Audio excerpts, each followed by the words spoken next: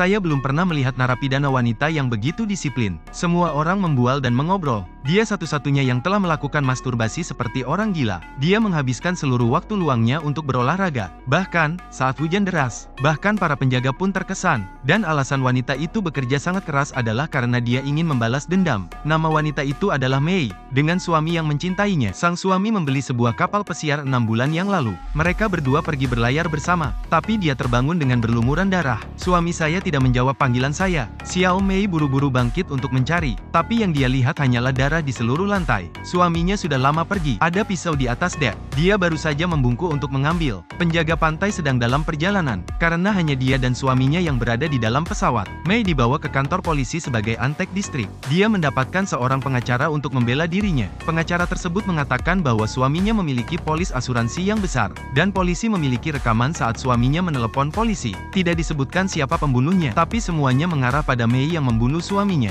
Dia meninggalkan putranya dalam perawatan sahabatnya sebelum dia masuk penjara, dan memberinya sejumlah uang untuk perawatan. Segera setelah itu, nomor telepon sahabat saya menjadi kosong. Butuh waktu beberapa saat untuk mendapatkan nomor baru. Jadi saya meneleponnya dan menanyakan apa maksudnya, dan sang sahabat mencoba untuk menghindar. Xiao Mei menawarkan diri untuk berbicara dengan putranya. Namun, anak saya tiba-tiba memanggil-manggil ayahnya. Jadi, suami Xiao Mei belum meninggal. Setelah mengetahui bahwa yang menelepon adalah Mei, sang suami baru saja menutup telepon. Dapat juga memahami semuanya secara instan. Mereka tidak hanya menipu perusahaan asuransi, tetapi mereka juga menipu perusahaan asuransi. Dan ia membawa serta putra tunggalnya. Saya telah menjadi kambing hitam mereka. Setelah itu, Xiao Mei merasa gelisah setiap hari. Seorang narapidana yang berprofesi sebagai pengacara mengatakan kepadanya, hukum tidak menghukum 2 kali untuk pelanggaran yang sama. Ini berarti bahwa bahkan jika Mei benar-benar membunuh suaminya, dan dia tidak akan dihukum kembali. Mei tersentak dari lamunannya. Dia mulai berolahraga seperti orang gila di sisa hari itu.